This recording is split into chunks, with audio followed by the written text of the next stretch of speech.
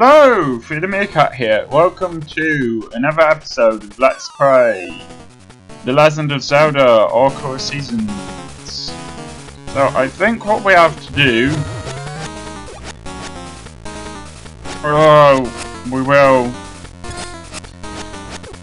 die a lot, but never mind, I don't have to show that off.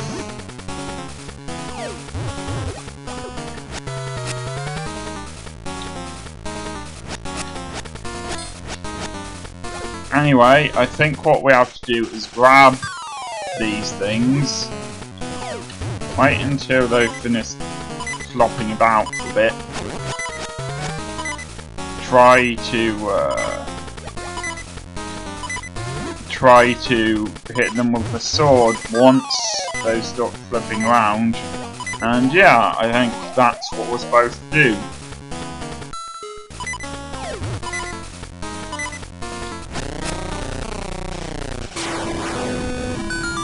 Have I mentioned that I find the bosses in this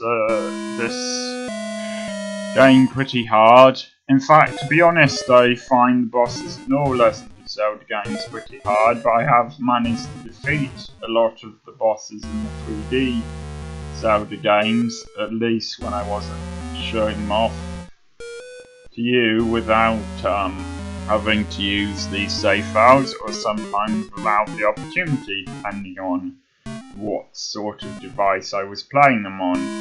But I do think the 2D Zelda bosses are quite tricky.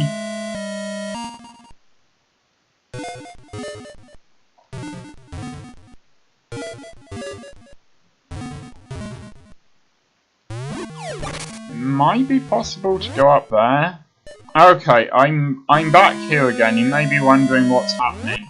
I cut it out. Basically, there's no point in going up there, and it's quite dangerous because it wastes your lives. So I am recommending you don't go up there, and all that you get with that owl statue is being told something that we already know. So I'm just going to wait for the siege to end, and then I am going to make my way back over there, and I'll see you in a minute once I've gone to a new area.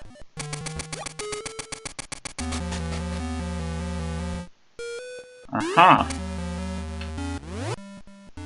Okay, you can't see it, but I'm just switching to different things like sword and stuff like that.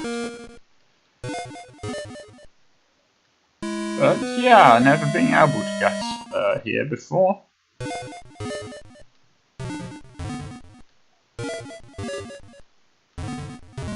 Doesn't seem to be much point in it, but I've never been able to get here before. So there's that.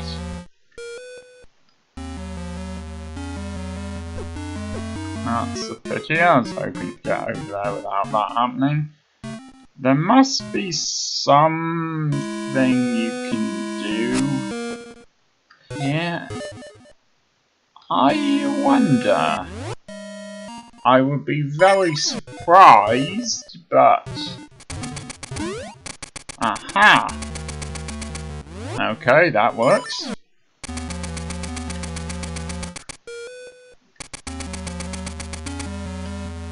Okay.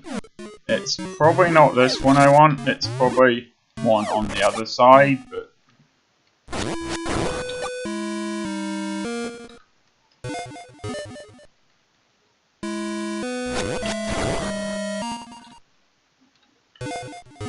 Never mind, I know what I'm supposed to do now.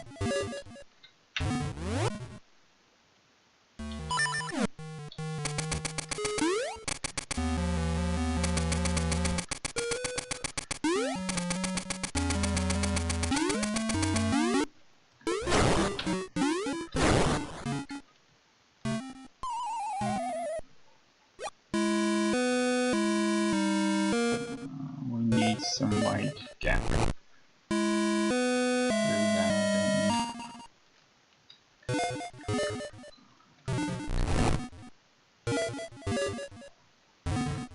don't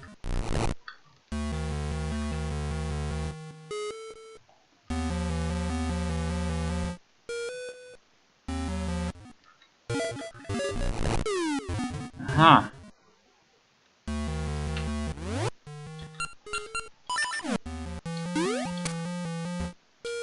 I feel that's the first time that I've actually found something useful since defeating the boss.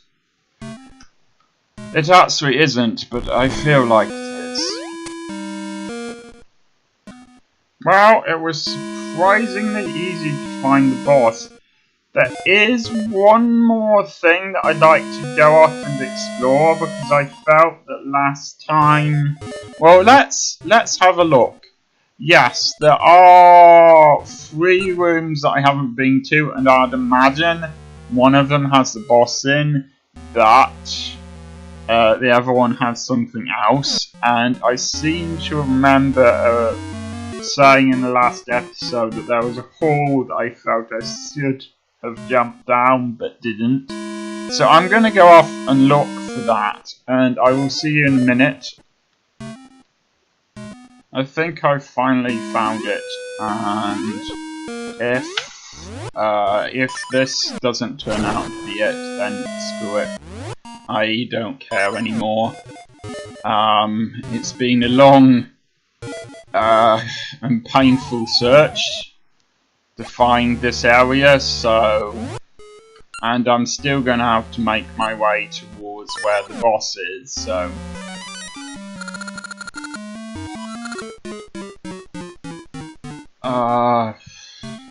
Okay, I guess I will just have to guess what that means.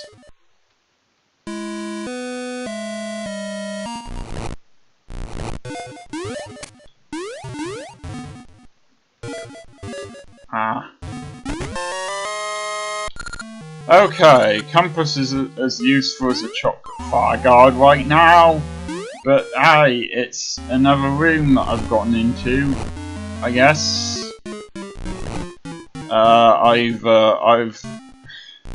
I've sort of shown off where. Look, I haven't shown it off very well in the map, I admit. So let me explain. There's a bit where there's a long sort of hole, a very long, thin sort of hole, and you can use the rook's feather to jump across it because there's a platform across it. It's quite near the entrance, a couple of screens to the right, and it hasn't really got anything above it. I think it might have one enemy in the room, which is one of those things that sort of moves up and down all the way across the screen in a crazy pattern, kind of looks like an insect. And you go into this room that has lots of platforms on it, including those things called, well, it doesn't matter what they're called, I don't actually remember, but these blue coloured things that get thump down onto the ground, hit the ground as soon as you jump on them, and then they make their way up. I think they are called fronts or something like that. And you need to make your way across them, and then you'll get into this sort of area here. One screen to the right of this that has one of those bouncing, those blue platforms on it, like this one. But I've already sort of made my way upwards using that, and then you'll come down into the basement into this room, and you can then do this. So there we go, and I am not doing anything else. I am done. Oh yeah, I forgot, there's also this room there. Okay, well it looks like I haven't found a way to get that chest, and I'm sorry about that. But if I haven't, I haven't. Something I've discovered is that you can do that without having to use the seeds, the Pegasus seeds, and that's the wrong way. because that's where I already got the boss key.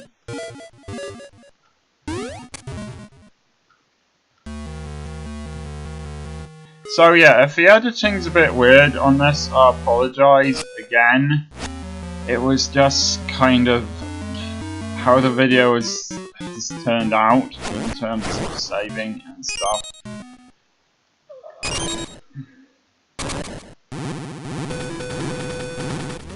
Okay, well there had to be a poison moth in here, considering the fact that it's called poison moths there. I'm going to try to work out what to do, and I will be skipping ahead until I actually do it. I suspect I'm going to need that, because normally you do need the dungeon item in order to win.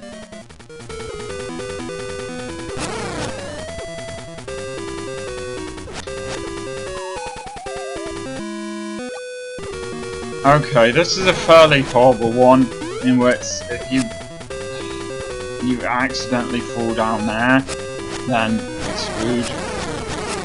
But it does look like if you stay here and manage to avoid getting hit by anything, you can beat that thing up very effectively. Also, it was dropping hearts, but it was dropping them down there. And yeah, you do not want to fall down there. Okay, well that was long.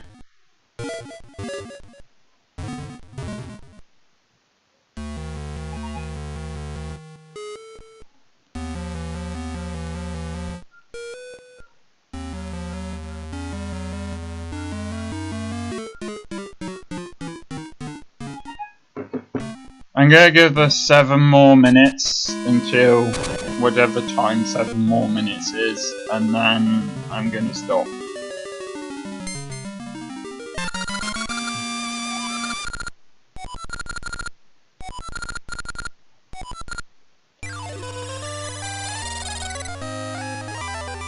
An extra heart is always welcome. It seems like I run out of them very quickly.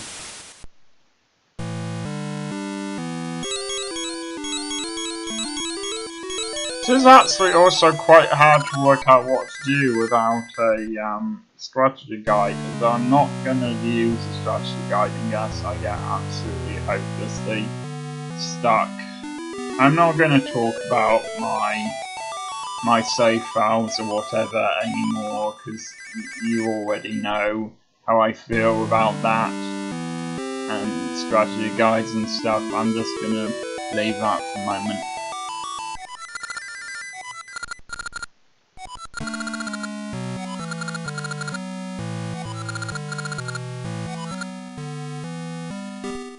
Okay, so we probably need to go there.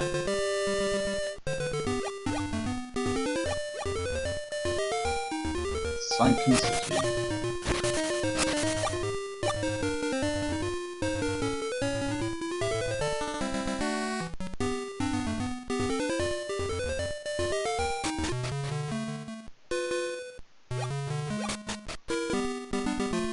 I don't remember if we need to go back through there or not. Look, I'll see you in a minute. Once I've managed to find something new.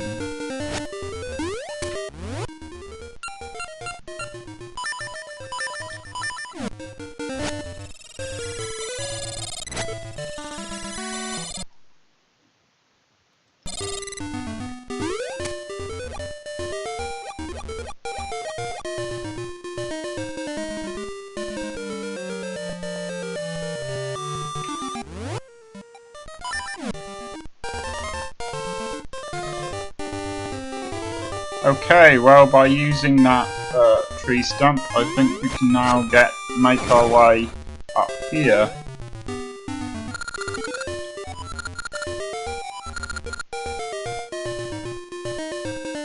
What a special gift. I don't get it. Where is it? Oh, maybe you have to use a shovel? Aha! Am I his only customer? I've got a sneaking suspicion that I am. I mean, to be honest, I suppose if you're the only person who knows how to appraise rings, you're quite useful, but I won't say he's particularly good at it. Aha! You do want to knock into her now. I know before I told you that you shouldn't, but you should. Because if you have the egg, and this only works if you have the egg, to be fair, I was right that you shouldn't try to knock into it normally, but if you're carrying the egg instead of her just trying to steal your stuff, this happens.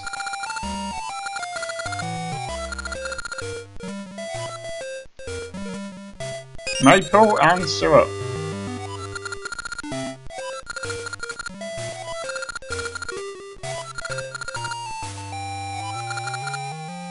I'm not sure Boy really needs a Ghastly doll either.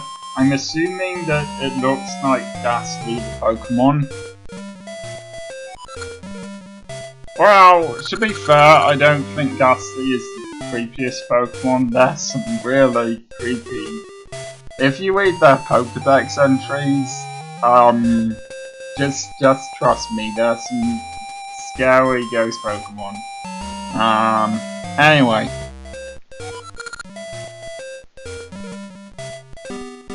Okay, and that's the only times he's useful. But now we have something from the trading sequence. And I really am gonna end the episode there. I will see you next time.